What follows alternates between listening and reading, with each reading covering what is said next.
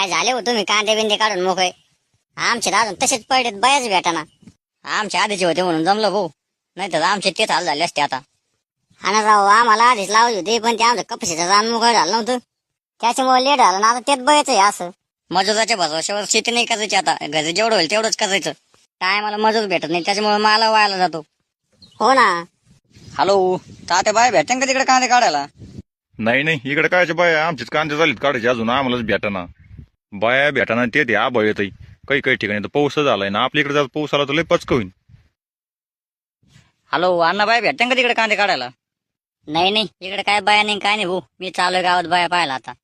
मला इथं खाल्लेली भाकर रांगी लागाना. कस काय? काय सांगू भाऊ तुला आता. पाणी पावसाचे कांदे लवकर जळीत भरण्यासाठी वाफेत गंज घातली होती, आणि आता आबळ येतय गरजतय. रात्रीचा थोडा पाऊस आला होता, बरं झालं जास्त नाही आला, नाही तर बायकोने आणलंच असतं मला. कस काय आणलं असतं?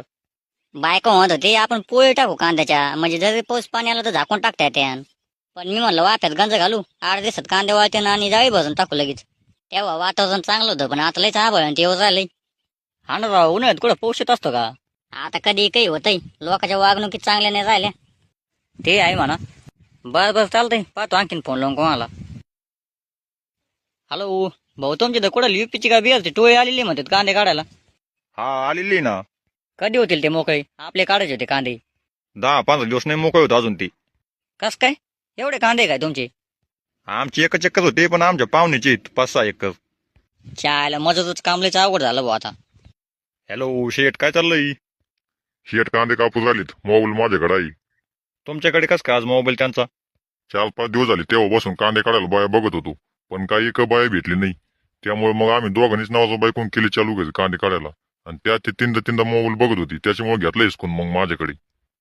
शाळेला यांचं बरं आहे भाऊ, बाया नाही भेटल्या कामाला तर घरच्या घरी चालू केले दोघा नावाचं बायकून कांदे काढायला. आणि माझी लक्ष्मी तर लग्नाच्या टायमालाच म्हणली होती, मी शेतात येणार नाही काम करायला, करायचं असलं तर लग्न, नाही तर नका करू. चार लयच अवघड आलं हो मजतच.